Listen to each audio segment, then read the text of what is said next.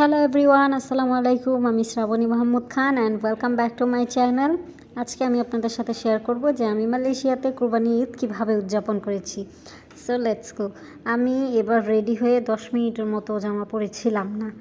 যাই হোক, সকালবেলা উঠে আব্বু দেখি নামাজ পড়তে চলে যেতেছে, অনেক লেট হয়ে গেছিলো, তাই আব্বু অনেক তাড়াহুড়ো করে যেতেছিল আর অন্যদিকে আমি ready হইতেছিলাম।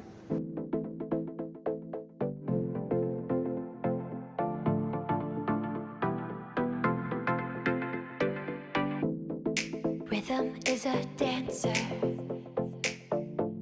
That's a rumor on the block.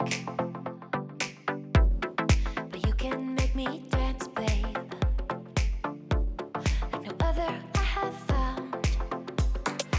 Rolling through the hills at night, tell me I'm the one. Stage is set with moon and sky, and we are all the stars.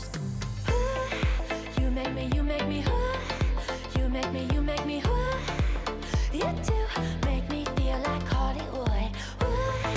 You make me, you make me, you make me, you make me.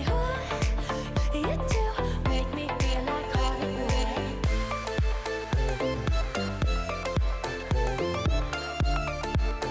এই তো আমি ready হয়ে গেছি and আমার অনেক ক্ষুধা লাগতেছিল, এই জন্য আম্মু পোলাও গরুর মাংস রান্না করতেছে, ওইটা খাইয়ে নিচ্ছি। অ্যান্ড আম্মু সেমাইও রান্না করছে, মিষ্টিটা আমার যেহেতু পছন্দ না তাই অ্যাভয়েড করছি। এখন আমার জামাই আমার সালামি দিতেছিল, অনেক চাওয়াচাওয়ির পর মনের মতো সালামি দিছে।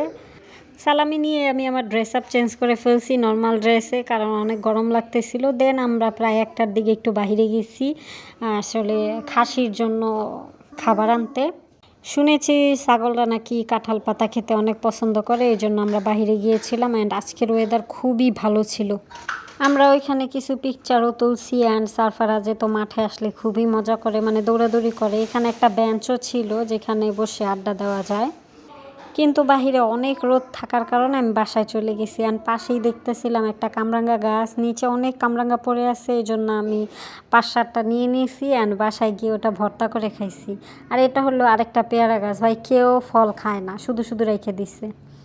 যাই হোক, এবার প্রায় 2:30টার দিকে যে কোরবানি দেওয়ার জন্য নিয়ে গেছে অ্যান্ড কোরবানি শেষ। এইসব থেকে দূরে রাখছি সারফারাজকে, কারণ ও একটু পরপর আইসা যখন দেখছে যে ছাগল কাটা হয়ে গেছে, ও একটু মন খারাপ করতেছিল।